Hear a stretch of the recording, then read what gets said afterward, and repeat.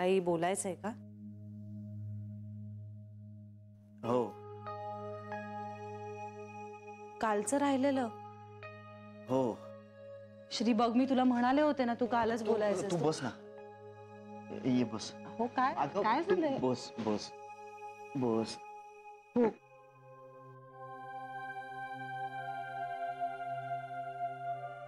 गप्प झालायस तू,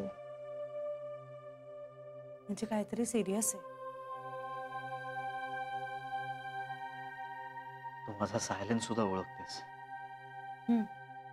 पण तू माझ्या बोलण्यातनं काही गैरसमज नाही ना करून घेणार? माझा हेतू काय श्री, तुझ्या हेतूंवर शंका नाही घेणार मी. प्रॉमिस? प्रॉमिस?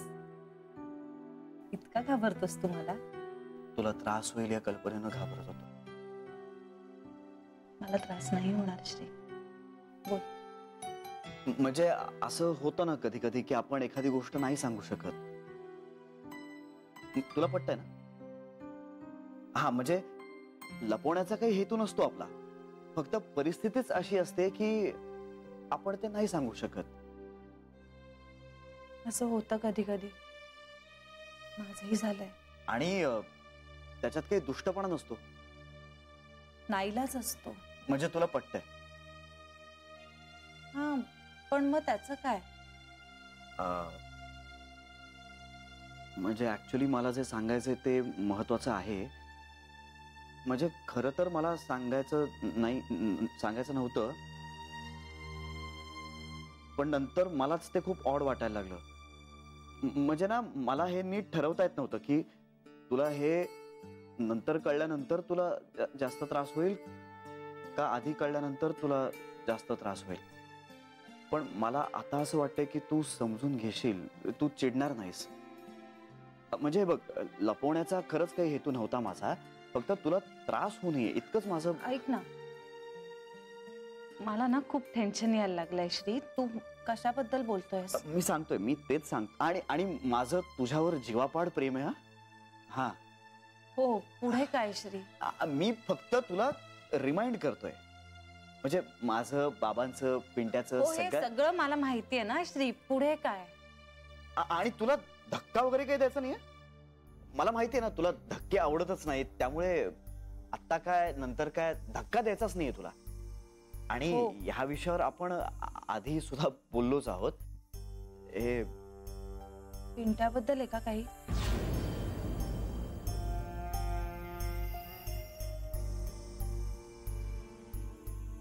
सांग ना, काय झालंय? कशाबद्दल आहे? पिंट्याच्या लग्नाबद्दल.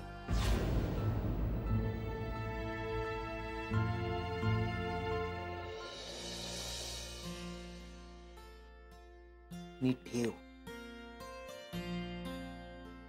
रोन्या, एक बोलू? बोल ना. म्हणजे आपण चिडू नको, पण ताईंला सांग. भाऊजी ठरवणार आहे ते काय करायचंय. नाही, त्यांचं त्यांना ठरवू दे, पण आपण आपल्या बाजूने ताईला सांगायला हवं. नाही, नको. अरे एकदा सांग. तुझं हेच चुकतं. बघ, आता माझं आणि भाऊजींचं ठरलंय ना की ते सांगणार आहेत. सो मी आता ताईशी बोलून त्यांचा डाव कसा काही विस्कटवू? तुला कळतंय का? की बघ, भाऊजींनी त्यांचं काहीतरी ठरवलं असणार आणि मी ताईशी जाऊन बोलणार तर ते तोंडावर नाही का पडणार? हे बघ सुनीता, प्लीज असले काही विचार नको करूस. ऑलरेडी खूप टेन्शन आहे माझ्या डोक्याला. आणि तुला कळतंय का, ही शेवटची संधी आहे आपलं लग्न होण्याची. सो प्लीज असं काही नको करू. तुझं बरोबर आहे रे रोन्या, पण ताईने आपल्यासाठी एवढं केलं आणि त्याच लग्नाला नसतील तर? हे माझ्या मनाला काही पटत नाही बुवा. तू विचार कर ना, आपण लगीन करायचं आणि ताईच्या पायावरती डोकं नाही टिकवलं तर लगीन केल्यासारखं वाटेल? ताई पाहिजे यार लग्नाला, बस. बाकी कोणी नसलं ना तरी चालेल, पण ताई यायला पाहिजे. म्हणजे असं मला वाटतं. मला वाटत नाहीये का? इथं मलाही वाटतंय. मलाही वाटतंय, पण ताईला या सगळ्याचा त्रास होऊ नये म्हणून आपण करतोय ना. आणि हे बघ, भाऊजी बोलणार आहेत, ते बघतो म्हणालेत. सो सो त्यांचं होईपर्यंत आपण थांबायला नको का? ठीक आहे, तू तू बघ काय ते. मी काही बोलणार नाही. मी हे ठेवून येते.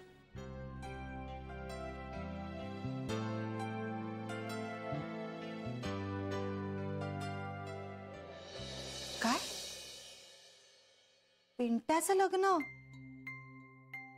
श्री पळून जाऊन? अगं पळून जाऊन असं नाहीच म्हणायचं, गुपचूप असं म्हणूया. म्हणजे तेच ते. मी मी म्हणाले होते ना तुला, पिंट्या लहान आहे, त्याच्यानं पटकन प्रभाव पडतो लोकांच्या बोलण्याचा.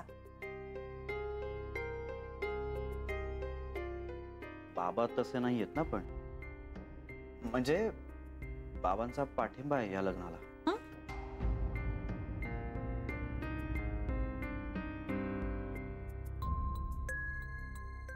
पळून जाऊन लग्न करण्याला आईला न सांगता? तू हवं तर फोन करून विचार त्यांना. मी लावू का? नाही, नको, त्याची गरज नाहीये. एवढं खोटं नाही बोलणार तू, माझा विश्वास आहे. श्री, अरे बाबा पण म्हणजे बाप रे. अगं बाबांच्या सपोर्ट शिवाय काय एवढ्या गोष्टी पुढपर्यंत आल्या? श्री, एका शब्दाने नाही बोललास ना तुम्हाला. हे बघ, मला काळजी वाटत होती. कसली काळजी आहे? याचीच तू स्ट्रेस घेशील सगळ्या. अरे कसला डोंबलाचा स्ट्रेस श्री? एवढं सगळं चालू होतच ना. मला जराशी तरी कल्पना द्यायची असणार आहे तू. बघ, आपले मतभेद होते, आपण भांडायचो, हा विषय निघाला की. हो ना? मान्य आहे मला. आई हो म्हणणं अवघड होतं, पण अशक्य नव्हतं. बाबांनी तरी सारासार विचार करायचा ना. सुनीताला त्रास होऊ नये म्हणून म्हणत होते की नाही मी हे सगळं. अगं पण एकदा लग्न झालं की झालं. एवढं सोपं नाहीये श्री हे. अगं पण आता त्यांना काय फरक पडतो? सुनीताचे आई बाबा सुद्धा तयार आहेत का? हो. मग काय आता? सॉरी, तू चिडलीस का? श्री, अरे चिडले नव्हतेच मी कधी. मला ना फक्त हे सगळं बरोबर वाटत नव्हतं. कारण आईचा स्वभाव माहितीये ना मला, म्हणून मला हे बरोबर नव्हतं वाटत. आईचा इगो दुखावला गेला ना, तर ती सुनीताला कधीच स्वीकारणार नाही श्री. आणि हेच सांगायचा प्रयत्न करत होते ना मी तुम्हाला. पण तुमचं सगळंच ठरलंय आता. अगं मग आता काय? तुला हे सगळं सांगायचं होतं खरं तर. मला सांगण्याचा प्रश्न नाहीये श्री. मला अंदाज होताच हे असंच काहीतरी होण्याचा. आणि पिंट्यावर माझा एवढा जीव आहे ना, की त्याच्या हितापेक्षा मी माझा इगो मोठा होऊ दिला नसता. श्री, तू सांगितलं का नाहीस ह्याचा राग नाही रे आलाय मला. मला फक्त काळजी वाटत होती, बाकी खरंच काही नाही. पण एवढं सगळं का लपवलंस तू माझ्यापासून? मला माहिती होतं लपून जाऊन पिंट्याला फोन करायचास. सगळं कळत होतं मला. माझ्यावर चिडलीस का मग तू? कशाला चिडेन? नाही, मी हा पिंट्याला असा सल्ला दिला म्हणून. बाबांना तर तू नव्हता दिलास ना सल्ला. राहू दे, तुला वाटलं तू सांगितलंस, ते आता महत्वाचं नाहीये. या सगळ्यामध्ये सुनीताचे आई बाबा इन्व्हॉल्व झालेत ना. मग आता आपल्याला ठामपणे ठरवायला लागेल काहीतरी. नाहीतर मग तिच्या आई बाबांना वाटेल मुलगा थिल्लर आहे. आपल्या मुलीची काळजी घेईल का? नको नको. आता ना आपल्याला पुढे काय आणि कसं करायचंय हे आपल्याला ठरवायला हवं.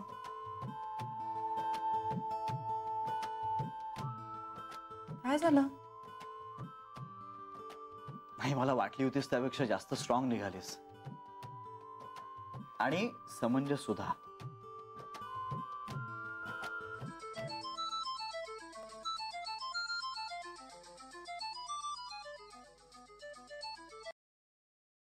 हा डॉक्टर. नाही नाही, तसं काहीच झालं नाही. हो या, शी इज ऍब्सोल्युटली फाईन. हो हो हो ना. नाही नाही, पण काय नाही काय नाही. हा हो, थँक्यू थँक्यू. या, थँक्यू. म्हणजे ते मी ना डॉक्टरांना स्टँड बाय वर ठेवलं होतं. म्हणजे इन केस काही झालं. श्री, अगं अरे इतका प्लॅन केला होतास ना तू? मला काय माहित तू इतकी नॉर्मल रिॲक्ट होशील. मला वाटलं तू चिडशील, रागावशील, काहीतरी त्रास करून घेशील, पण नाही झालं ना तसं काही. हाच प्रॉब्लेम आहे ना तुझा. तुला ना मी कळलेच नाहीये श्री. तुझ्या नाही फक्त ट्रिक्स आहेत. ट्रिक्स कसल्या? नाहीतर काय, दरवेळी काहीतरी सरप्राईज द्यायचं आणि दरवेळी पुन्हा प्रेमात पाडायचं. म्हणजे प्रत्येक वेळी नवरा आपल्या प्रेमात पडला की बायकोचं पदर सोडून जातोय कुठे. त्याने चिडलीस.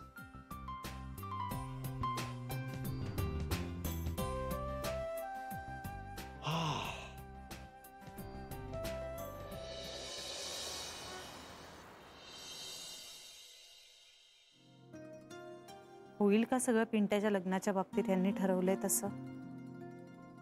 मला अजूनही वाटतंय मी, बाबा, पिंट्या एकत्रितपणे बोललो ना आईशी तर नाईलाजाने का होईना पण ती तयार होईल. पण जाऊ दे, आता तो विचार करण्यात काहीच अर्थ नाहीये.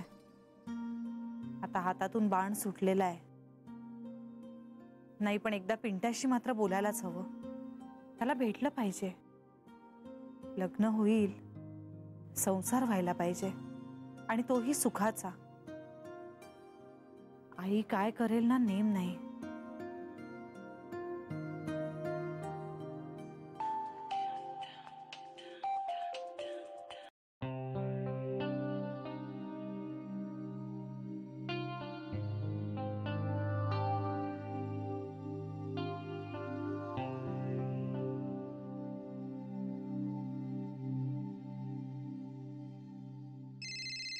हॅलो. हॅलो, बरं झालं बाई, लगेच फोन केला असते. 100 वर्ष आयुष्य आहे तुला आई. का ग? अगं आता तुझाच विचार करत होते मी.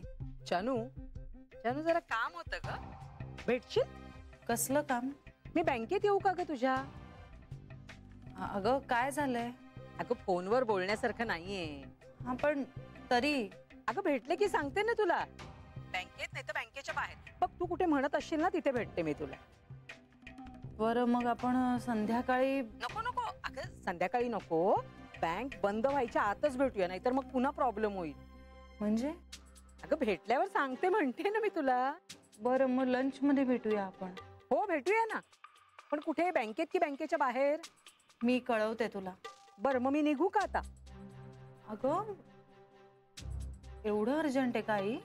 हो तसंच अर्जंट आहे म्हणून. अगं पण मग एवढ्या लवकर कशाला निघतेस?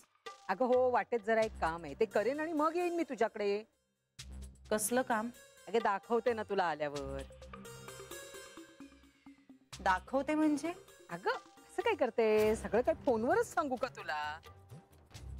आल्यावर बोलते ना मी तुझ्याशी. हा?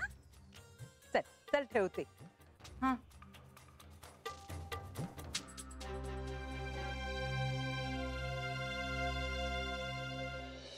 हिंदे झालं का? दाखव ना लवकर. असं काय झालं? हा बघा, किती छान दिसतोय, किती छान शिवलास गाऊन. जमलाय ना? अरे जमला म्हणजे नंबर 1. हे बघा, हे फुटवेअर आणलंय मी. अरे वा, खूप मस्त आहे. चॉईस छानच आहे ग. थँक्यू. हो, आणि जेवणाचं पण सगळं होतंय बरं का. म्हणजे खोबऱ्याच्या वड्या मी उद्याच करून ठेवीन, बाकी सगळं त्याच दिवशी करायचं. वहिनी तू काय एक्सपर्टच का या सगळ्यात? बरं तुमच्या सगळ्यांची कामं झाली, माझंच राहिलंय. तुझंही झालंच आहे की. झोपाळा मागवलंयस ना तू. अगं ते झालंय, पण याचं काय? याच्यावर ज्वेलरी लागेल ना. मला असं वाटतं मोती किंवा डायमंड काहीतरी एक जाईल ह्याच्यावर छान. तुम्हाला जे आवडेल ते घेऊन या वंच. आणि तुला येतं ते छान. ए सरू, माझ्याबरोबर येशील शॉपिंगला? हो येईन की नक्की. आपण असं मुकुट वगैरे काहीतरी करूया. हरकत नाही करायला. म्हणजे करायला काही हरकत नाही, पण आपण मोठं डोहाळे जेवण 7व्या महिन्यात करणार आहोत ना, तेव्हा करू ना हे सगळं. हा हो. हो, नाहीतरी हे आपण आता असं घरगुती आपल्या हौशीसाठी करतोय ना. साधं आणि छान करूया. साधं आणि छान करूया. ए वहिनी, बायकांचं डोहाळे जेवण का करायचंय ग? अगं त्या बाईला खुश ठेवण्यासाठी. मग तिची हाऊस मौज करायची, तिचे लाड पुरवायचे, ती आनंदी राहिली पाहिजे असं करायचं. ती आनंदी राहिली ना की तिचं बाळपण आनंदी राहतं म्हणून. आपणही त्यासाठीच करतोय की जान्हवी आनंदी राहायला हवी. ते ऐका ना, माझ्या मैत्रिणीने डोहाळे जेवणासाठी कविता केलीये. मागवू तिच्याकडनं? हो मागव की. हे काय आपल्याला सगळ्यांना उत्साह आल्यासारखं झालं ना. ए बहिणी, तुझं नाही ना ग केलं डोहाळे जेवण चांदण्यातलं? अगं नाही, तेव्हा कुठे अशी एवढी पद्धत होती. आणि मुळात मलाच उत्साह नव्हता ना त्याचा.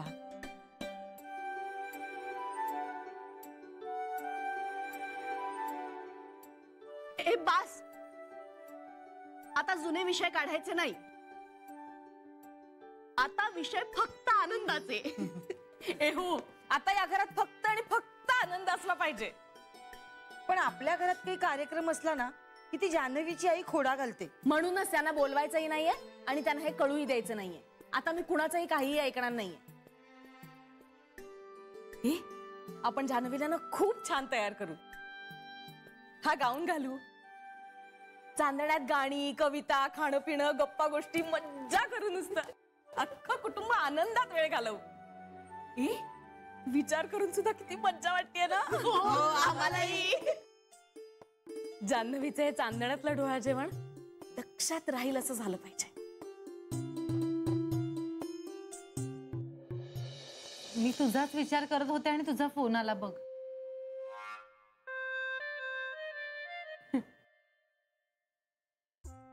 तूच माझी खरी आहेस ग जानू, खरंच. बाकी दुसरं कोण आहे कोण मला या जगात? आणि तुला आता माझी आठवण आली आणि मी आले ना. 100 वर्षाचं आयुष्य नको ग बाई मला. अगं काय करायचंय एवढं जगून? काय पोरांच्या लाथाच खायच्या ना. 9 महिने पोटात वाढवून पोराला जन्म द्यायचा, त्याच्यासाठी हाडाची काढं करायची. पण मुलांना त्याचं काही असतं का? काही नसतं त्यांना. तुला सांगते, पोरगा जन्माला घालून काही फायदाच नाहीये. त्यापेक्षा मुली बऱ्या, आईच्या उपयोगाला पडतात त्या. काय झालंय आई? काय व्हायचं राहिलंय ग? माझ्याकडे तुझ्या बाबांनी एक दमडी सुद्धा दिलेली नाहीये जानू. आता तू सगळे पैसे ह्यांच्याच अकाउंट मध्ये टाकतेस ना. मग मला कधी अडीनडीला लागले तर मी पिंट्याकडेच पैसे मागणार ना. सांग ना. आई काय झालंय? देत नाही म्हणाला मला. तुला सांगते जानू, त्याचं वागणं इतकं बिघडलंय ना. अगदी स्पष्टपणे म्हणाला, मी पैसे देत नाही जा. आता ह्याने पैसे दिले नाहीत तर पैशांसाठी मी काय दारोदार भीक मागू का ग? हा, का माझ्या वडिलांनी माझ्यासाठी काही डबोलं ठेवलंय का? आणणार कुठून मी पैसे? स्वतःच्या सख्या आईशी जर हा असा वागत असेल तर बाकीच्यांशी कसा वागेल देव जाणे. आई ऐक, असं काही नाहीये. दिले का मग त्याने मला पैसे? आणि कामासाठीच मागत होते ना मी पैसे. पैसे काय असे उधळायला मागत नव्हते का? माझ्यासाठी एखादा दागिना नव्हते मी घेऊन येणार? तर माहेरी देणार होते मी कोणाला डबोलं? माहेर तरी कुठलं? माहेराला कोणी आहे का मला? जे काही करणार ते आता तुम्हा मुलांसाठीच करणार ना. आता हळवं झालंय ग मन. ह्या वयात नाही सोसवत पोरांकडून असं काहीतरी उलट ऐकून घेणं. आता म्हातारे झालो म्हणून काय उठसूट ऐकून घ्यावं लागणार आहे की काय पोरांचं? असं पैशासाठी सतत हात पसरावा लागणार आहे त्यांच्या पुढे? आई अगं, तू एवढ्या टोकाला का जातेस? नसतील त्याच्याकडे पैसे असा विचार का नाही करत तू? नसायला काय झालं ग? हा, नाही, एवढा 30,000 रुपये पगार घेतो ना तो. भाडं आणि वाण सामान हे सगळं ह्यांच्या अकाउंट मधनं जातं. मग हा एवढ्या पैशांचं करतो काय? मला सांग, तुला किती पैसे हवे? तसे फार नको आहेत मला. ऐक, मी देते तुला, त्याच्याकडे नको मागूस. तेच म्हटलं मी पिंट्याला. त्याला म्हटलं, तुला पैसे द्यायचे असतील तर दे, नाहीतर नको देऊस. मला काही गरज नाही तुझ्या पैशांची. मी तुझ्याकडे मागते म्हणून सांगितलं. त्याला म्हटलं, मी जानू माझी आहे, ती नक्की देईल मला तेवढे पैसे. पाहिजे तर थोडे थोडे करून मी तुला परत देईन पैसे, म्हणजे भाजीपाल्यातले उरवून वगैरे. आता जे काही करते ते सगळं त्याच्यासाठीच करते ना ग. नाही म्हणजे तो कसाही वागला तरी तरी आईचं मन आहे माझं. माझ्या मनाला लाज नाही, त्याच्याच भल्याचा विचार करत बसते मी. आईचा जन्म म्हणजे ना खायला नुसते पोरांचे जोडे आणि जीवाला घोर. त्यापेक्षा असं वाटतं ह्याला जन्माला घातलं नसतं ना तर सुखात राहिलो असतो मी आणि तुझे बाबा. तुला किती पैसे हवेत? एक 25,000 लागतील. 25? 25 म्हणजे काही तुला जास्त नाहीये जानू, नाही का? आणि तुला पण किती एक 40-45,000 रुपये पगार असेल, हो की नाही? शिवाय घरात द्यावं लागत नाही तुला. जे काही बाबांना 15-20,000 रुपये देतेस ते म्हणजे तुझ्याकडे तसे उरतातच ना 25. एवढे पैसे कशाला हवेत तुला? अगं बाई, म्हणजे मला नको देऊस तू, मला नको देऊस. एक मिनिट. हे बघ. हे जे MG ज्वेलर्स आहेत ना ग, हा, त्यांच्या अकाउंटमध्ये भरायचे ते. त्यांच्या अकाउंटमध्ये भर, माझ्या हातात देऊच नकोस तू. हे त्याच्यावर त्यांचा अकाउंट नंबर वगैरे लिहिलेला आहे आणि तो काय IFSC कोड जो काय असतो ना, आणि ब्रांच कोड. अगं तू बँकेतली आहेस, तुला माहिती आहे, बघ ना. हा अगं, आणि हा तुला नाहीच कळलं ना ह्याच्यावरचं काही ते, तर त्यांच्या अकाउंट्स डिपार्टमेंटला एक सुशांत नावाचा मुलगा आहे, त्याला विचार. आणि तो ओळखतो जावई बापूंना. गादी उधार देतच नव्हते. मग मीच म्हटलं त्यांना, गोखले गृहोद्योगचे मालक आहेत ना, ते माझे जावई आहेत म्हणून. मग कुठे द्यायला तयार झाला तो.